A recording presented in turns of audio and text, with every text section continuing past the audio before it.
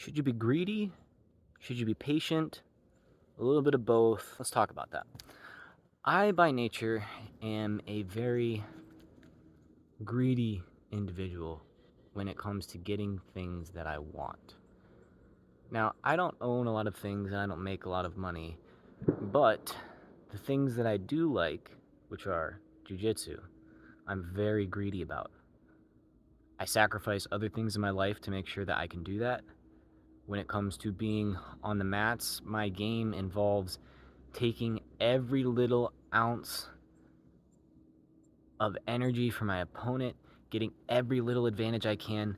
If someone makes the slightest mistake and exposes themselves a small amount, in my ideal jiu-jitsu match, I'm going to expose the ultimate advantage, a victory, a submission. If they just so happen to leave their neck out for a minute, standing guillotine. If they just so happen to expose their back for a fraction of a second, you have to take the back and get to a position to where you can dominate and finish them. And then I say have to. And then I have this conversation with a good friend of mine, and he comes at it from an entirely different philosophy. He is much more patient and finds that aggressively and greedily going for things will cost you a lot of the time.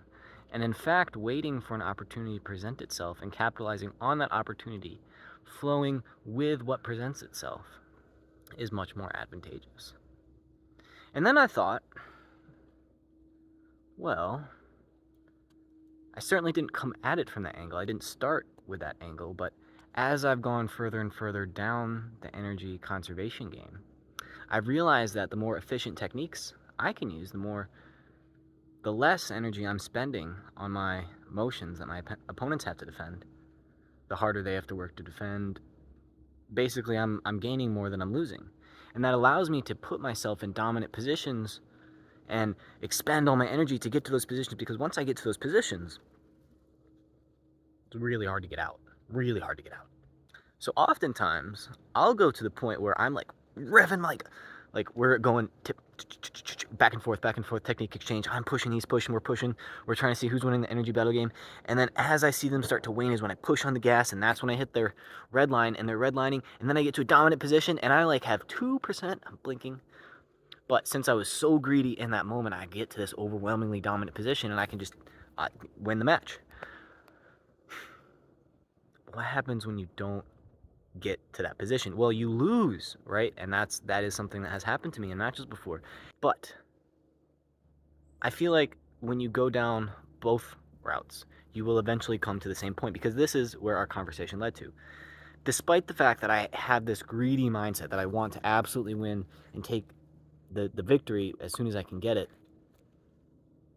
if I commit and don't get what I'm going for, then I'm going to be in a very disadvantageous position. And oftentimes I will go at things with almost a reckless abandon, and that will mean that I get them way more than I don't, because usually people are and they get all stutter-stepped, and by the time they're done stuttering in their motion, I will have already completed my sequences, and then I'll be in a dominant position. But if someone is able to counter that, and I go at it with reckless abandon, I'm in a bad spot. But if I can sort of meet in the middle, keep playing the energy conservation game and be efficient with my motions, but patiently wait for a good opportunity, and then and only then be greedy. But be greedy only up to the extent that you're not willing to overextend. And I think that's really where you meet the middle ground, is not overextending.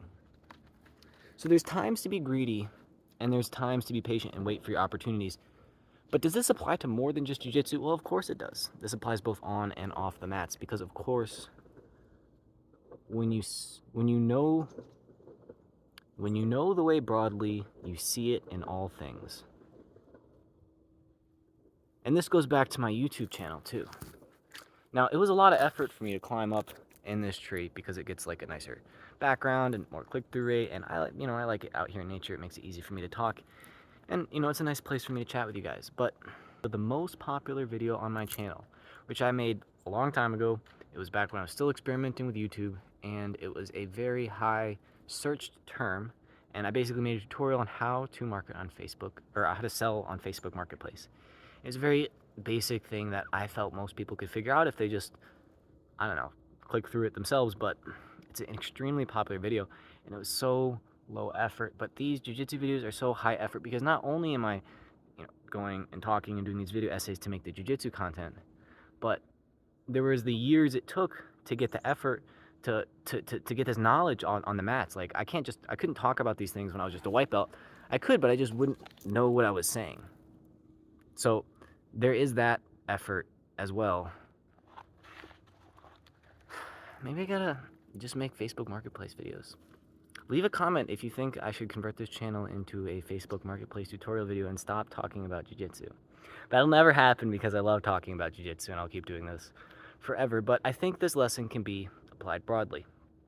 To summarize, if you want to be greedy, the best way to be greedy is to be patient and wait for the best opportunity. And if you want to be patient and wait for the best opportunity, the best way to do that is to be greedy and capitalize when it presents itself. So no matter which way you come at this from, you will eventually meet in the same spot, which is sometimes you have to be greedy, sometimes you have to be patient, but try not to lose what you've gotten and continue to progress along the way. Leave me comments to support the channel. Thanks for watching. Peace.